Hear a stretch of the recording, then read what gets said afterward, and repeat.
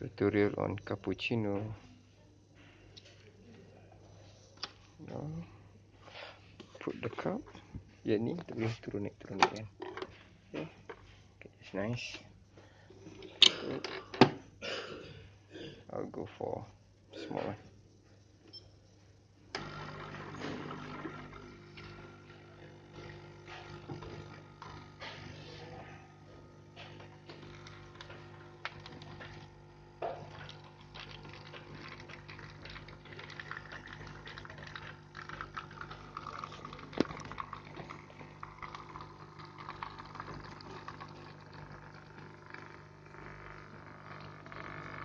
Mesin ni RM1 je sebulan monthly, tak ada kontrak.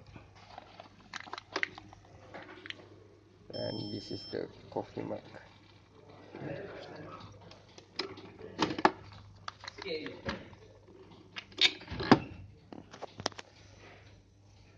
Dan